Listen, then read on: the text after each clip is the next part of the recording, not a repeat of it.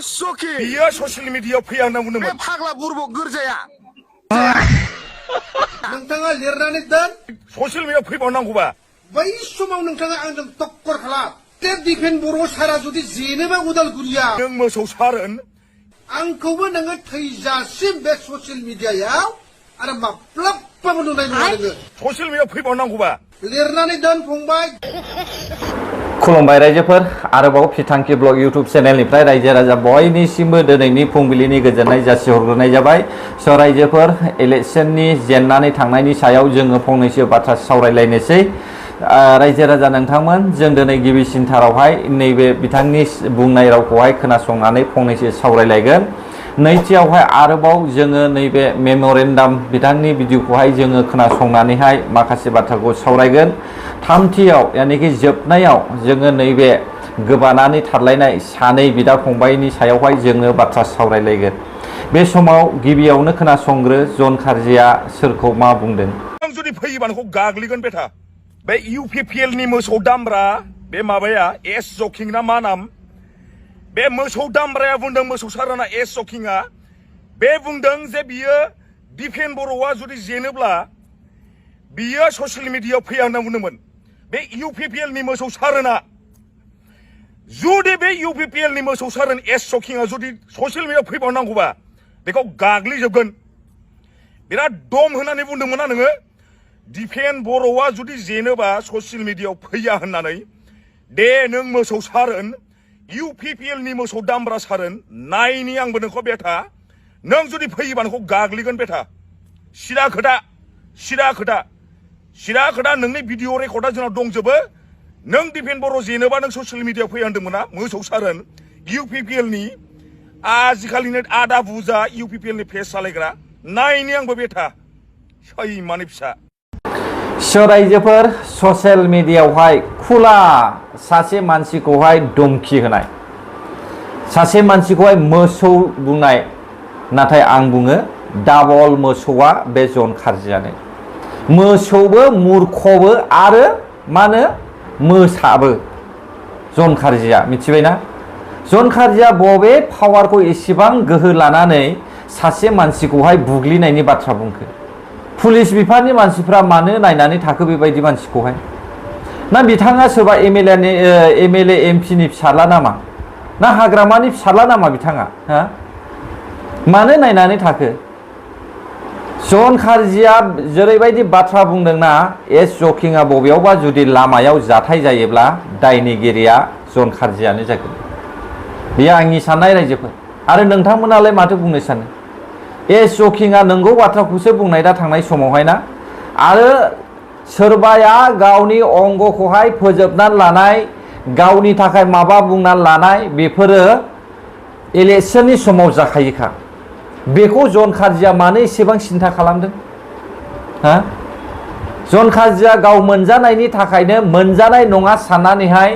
सोरबा एस जकिंनि बुंनाय बाथ्राखौ लानानैहाय एसेबां बेफोरबायदि सिगि सग' खालामदों नामा बेनिखायनो आं बुंदों एस जकिंआ माबा मोनसे जाथाय जायोब्ला दायनिगिरिया जन खारजि जागोन ससियेल मिडियायाव खुला धुमखि होदों नोंथाङा सानदों नामा सिल्लाय लानानै बर' हारिखौहाय होसोफिननो हाग्रामाजों थाफानानैहाय हाग्रामानि संख्रि जानानैहाय बर' रायजो राजाफोरखौहाय मोखाङाव सि गोसोम लानानै आर्मि लाफानानै बर' लाइमोन सेंग्राफोरखौ होसोफिननो सानदों नामा नोंथांमोना हा जेराव जों नुगासिनो दङ हाग्रामा महिलारिजोंहाय आखायाव अस्त्र लाग्राफ्रानो दिनै थाफागासिनो दङ मा बिपिएफ पार्टिया एनडिएजोंहाय थाफानानै देरहानायखौनो देरहादों होननानैहाय बर' रायजो राजाफोरनि मानसिफोरखौहाय सिगि सग' खालामफिननो होननानैहाय नोंथांमोना जुजिदों नामा दिनै जोंथ' बेखौसो नुदों हायोब्ला सिलाय लानानै ओंखारफिनदोब्रा गामि गामि थांदो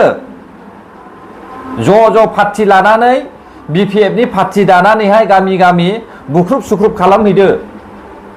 ना मा बुङो रायजो राजा नोंथांमोन थांनाय 17 बोसोराव जेरैबायदि बिएलटिफ्रा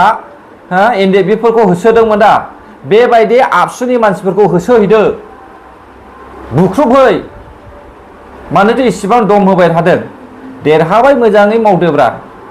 सिरि सिराय थानानै मोजाङै माव माबायदि अबस्थाजों देरहादों बेखौ मा पाब्लिकआ मिथिया खोमा हा दिनै बर' हारिनि पावारा जोबस्रांफिननो थांगासिनो दङ हाग्रामा महिलारि बायदि सासे मानसि थानायनि थाखाय बर' जातिया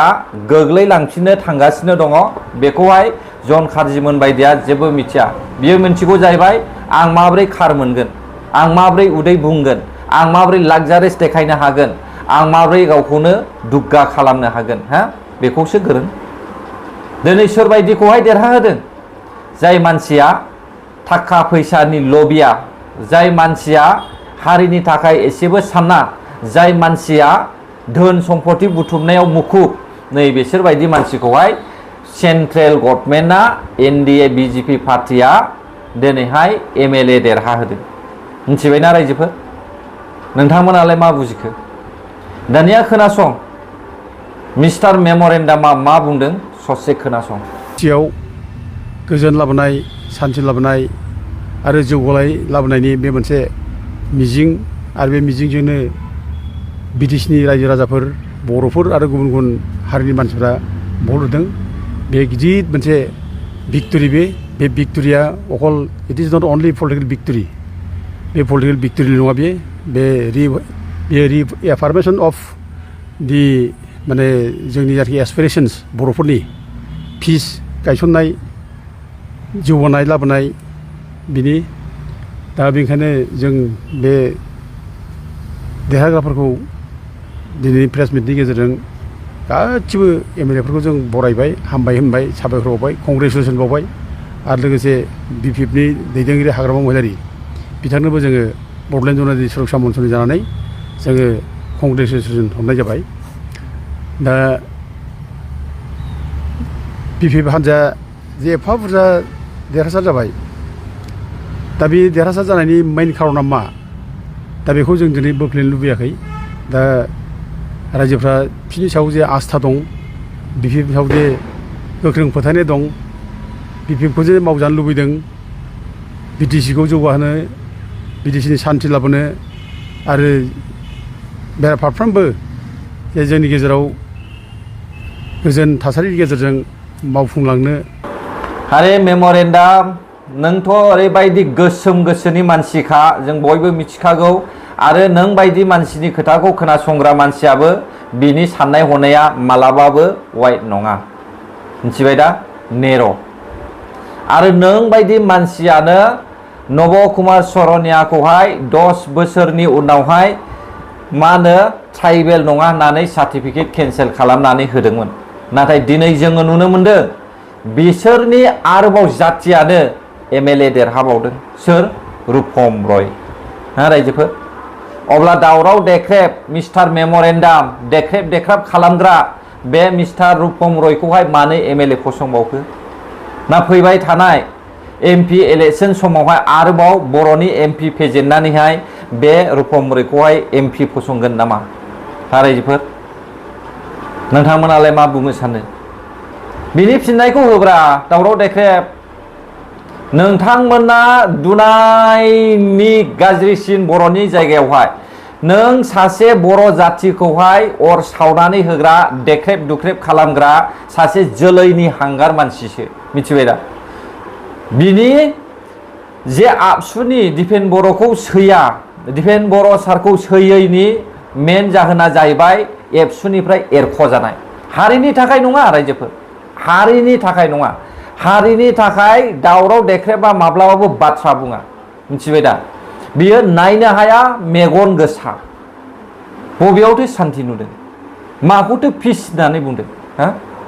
थांनाय 7 मासावहाय बेसेबांथो पिस जादों बेखौसो पिस होनो अब्ला दावराव डेक्रेबा ना बहाबा बुख्रुबलायनाय बर'जों हारसाजों नांलायनाय बेखौसो पिस होनना बुङो अब्ला नोंसोरो ना पिसआ बिसो नायलांदो बर' हारिया नायलां माबायदि जायो गासैबो जाथाया बे दावराव डेक्रेबनि बुंनाय रावफोरजोंनो सोलिबोगासिनो दङ आरो बर' रायजो राजाफ्राबो बेखौनो फोथायनानैहाय गावनि मोननांगौ मोन्थायखौबो खोमानानै लानो थांगासिनो दङ जाय हाग्रामाया दिनैसिमबो बड'लेण्ड नांगौ होननानै बाथ्रा बुंफेराखै बेखौहाय दावराव देख्रेबा बड'लेण्डनि सोदोब बाहायनानैहाय नोंसोरखौ थगायगासिनो दङ हा बड'लेण्डआ जाया जिबनावबो बड'लेण्ड जाया हाग्रामा थैयागौमानि बड'लेण्ड जाया जेब्ला हाग्रामाया थैगोन अब्ला बिनि उनावहाय सोरबा सासे मोजां लिडार ओंखारोब्लासो बड'लेण्ड जानायनि चान्स थायो जेब्ला दावराव देख्रेबा सेवहांगार जालांगोन अब्लासो बर' जाथिनि गेजेरावहाय पिस होननाय सोदोबा फैगोन बेखौहाय सिन्था खालाम रायजो राजा नोंथांमोन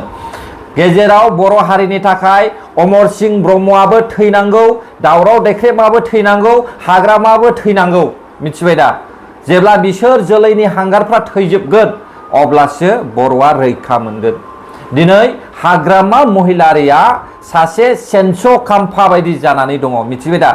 भुटान राजानि सेन्स' खाम्फाया जेरै गावनि सान्थ्रि गाहाय सिखना जोहोलावनि सुथुर जानानै ब्रिटिशफोरजोंहाय दावहा नांनानैहाय ब्रिटिशफोरनो एरना होनानै आलायखुंग्रि दैयावहाय खर' दानस' होदोंमोन थिग बेबायदिनो हाग्रामा महिलारिया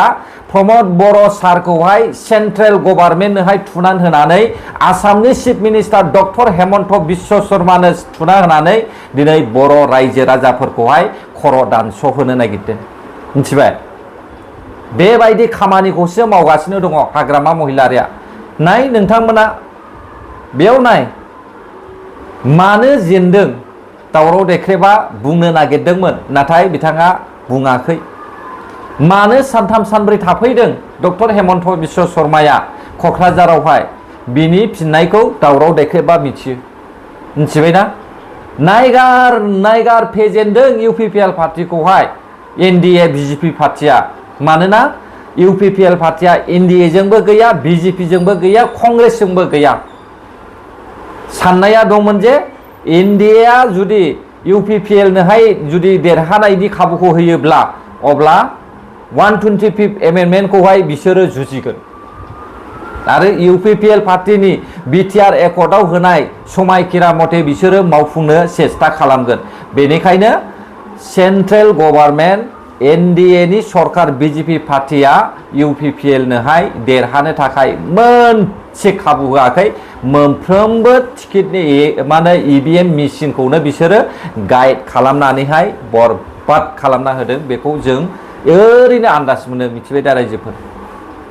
ओरैनो नङा हाग्रामा महिलारिया सासे सेन्स' खाम्फा डक्टर हेमन्त बिश्व शर्माया सासे बर' जातिनि माने हेंथा होग्रा लिडार आरो एरग्लुंना होग्राया दावराव देख्रेब दानिया सोरखौ दानस'गोन प्रमद बर' सारखौ दानस'गोन मानोना हारिनि थाखाय खामानि मावनो आगान सुरदों बेनि थाखायनो प्रमद बर' सारा दायनिगिरि ना मा बुङो रायजो राजा नोंथांमोन अब्ला गोजोनथोंसै जायफ्रा आंनि भिडिअखौ जोबजासे नायबाय बर' हारि जै जाथों जै बर' हारिनि